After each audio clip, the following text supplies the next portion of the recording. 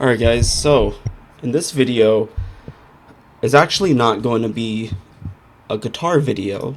I've been playing a lot of guitar on this channel, but I thought I would take a little breather and talk about something else because I do like being personal on this channel. Hold on, let me get the studio lighting on. Alright. Testing 1, 2, 3. I got a new mic. I'm leveling up here. I got a luxury $40 mic. Link in the comment. It won't be in the comment. Anyways, what I wanted to discuss, or rather share in this video, is some life advice to anyone who is from the ages of 18 to 24. Because I think I'm at that age where I could give some valuable advice, and right now I'm at the age of 30 years old. I'm not sure if I look 30 or I look 40. Some days I look 50, some days I look 20. I don't know. But I'm going to share with you like 3 or 4 advices to you that I wish I had. Coming from someone who isn't too old, but is also has recently left their 20s. The first one is a big advice. This is really important, and this might sound like a joke, but don't listen to YouTubers. All right. I remember when I was on YouTube, not making content, but watching content. It was the peak era of like 2016, where all these lifestyle gurus and fitness influencers were giving advice and trying to be role models on the internet. And at the time, everyone seemed, really smart and mature. I was around 18 or no, I was like 20 or something at the time. But these people seemed like adults. But looking back, they were barely 30. They were like in their mid to late 20s, younger than me now. But I remember watching someone preach about how if you want to be successful, only sleep for 4 hours a day. And this dude was jacked, rich, and I watched that video, and he preached it in multiple videos saying, sleep is for poor people. If you want to make a lot of money and you want to accomplish a lot of things, you gotta sleep as minimum as possible, because the later you sleep and the earlier you get up, the more you're getting done. And I believed it for a while, and I lived that life. I remember I was going to work on 2 hours of sleep, 3 hours of sleep, because I was like going to the gym for 4 hours after work. I was not sleeping. I was like waking up sleep deprived. I was seeing hallucinations. There was a few times where I went to work on 0 hours of sleep. And you know what happened? My performance was suffering. My mental state was suffering. My physique, my health was suffering. You can't gain muscle sleeping for 2 hours. But I took that advice to heart. And I think that's an example of a lot of people on YouTube are full of shit. So you gotta be careful. And before I move on, I just want to mention that same YouTuber made a video, I believe a few years after that, where they were interviewing him. And he actually came back to that topic for a brief second and said, oh, that one time where I said I only sleep for 4 hours, that only is effective in little bursts. But me personally, I only do it when I need to. But in general, it's important to get a lot of sleep. I remember seeing that video, and I'm like, so the whole time you were preaching this advice many years ago, you didn't add that little disclaimer that it's only for a short burst of time and you advocate for regular sleep. You left that whole part out until some random dude just asked you in a random video, and then you clarified. So your whole viral videos about sleep were going viral, but that one important cliff note you left out. And then that hit me. I was like, this whole time I thought this successful dude was sleeping for 2 hours a day, when in reality he probably did it for 2 weeks and was like, all right, I'm gonna go back to my 8 hours. And my dumbass was sleeping for 4 hours for a whole year, thinking, what's wrong with me that I can't function? But whatever. Anyways, That is advice number one. And for the sake of this, the length of this video, I'm just gonna give one more advice, and I'm gonna end it here, because that one piece of advice is probably better than the other five I had in my head. Advice number two is, when you're in the ages of 18 to like 24, I think that is a time where you should take a lot of risk, but risks that are beneficial, that are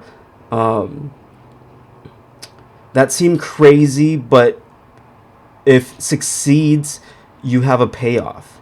That it's a healthy risk. For example, let me give you an example. A risk is telling yourself that you're gonna try to start a small business, whatever it is, selling T-shirts. Let's just say you have a printer, like a vinyl printer for shirts, right? You invested like $300, and you're like, you know what? I could make content on TikTok. I could make my own designs, and I think I could sell these shirts online because people like them. It's a risk because a lot of people fail at this, but I think if I dedicate 6 months of my life to this, you know, living with my parents or whatever, or just working part-time at a grocery store and not going to school and not doing anything else but focusing on selling these fucking shirts for 6 months, that is a risk, but it is a healthy risk because there's a chance of something amazing happening. And the worst case scenario is you learn a valuable thing throughout this journey. You tried something new, and even though you failed, you're going to gain something. You're going to gain perspective. You're going to gain an understanding of how difficult it is to try and do something. So the pros of a risk like that outweighs any time wasted, any financial thing wasted. It may be invest money on wholesale T-shirts, and that's not going anywhere. That doesn't matter.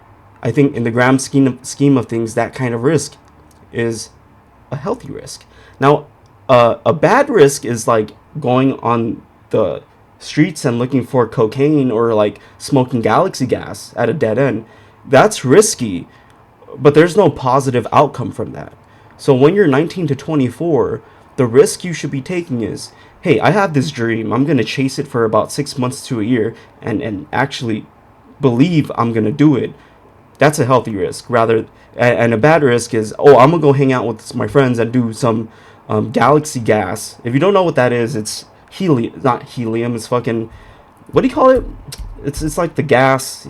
It's not carbon monoxide. I don't know. I don't do it, so I'm stupid. I'm not educated. I don't know the proper term, but it's the culinary thing where you do the whippet. It's the whippets, basically.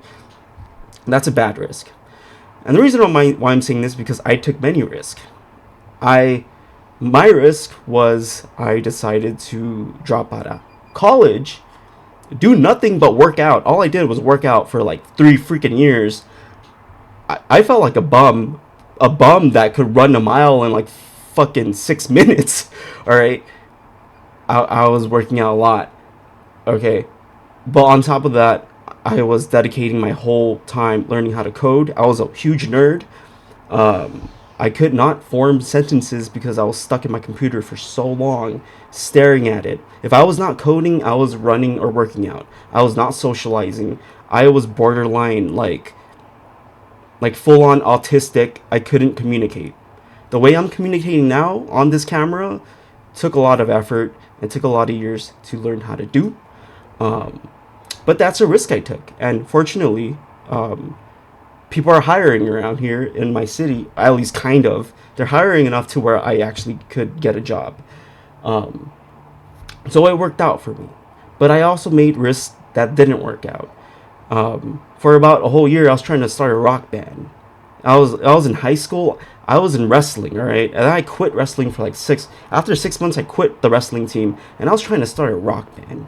And I had like one friend I was trying to start a band with. It didn't go anywhere. And then I just found out that this friend of mine just wants to come over my room and play Call of Duty Zombies. And he was just using the hey, let's do guitar practice as an excuse to play my PlayStation. So that was a risk. But in turn, I learned something. I learned that people will lie to you to use your PlayStation. But, in that experience, I learned how to play guitar a little better. And we did play guitar together, so I learned how to play guitar with other people, and I learned like, oh, you know, I play guitar this way, this person plays guitar in a different way, and I learned a little bit of things about guitar that I wouldn't have known if I didn't do that. And I've taken a lot of other risks. You know, I have tried printing out T-shirts and selling it, and obviously that didn't go anywhere. But it was a fun arts and crafts experiment. It was fun. It was cool to learn. I didn't invest that much money, okay? But so there's always things that you could take risk on that even if you don't succeed, you're gonna learn something. So I think those two things are important when you're 19 to 24. So the first one is don't take advice from YouTubers. The second one is take healthy risk. Anyways, thanks for coming to my TED Talk.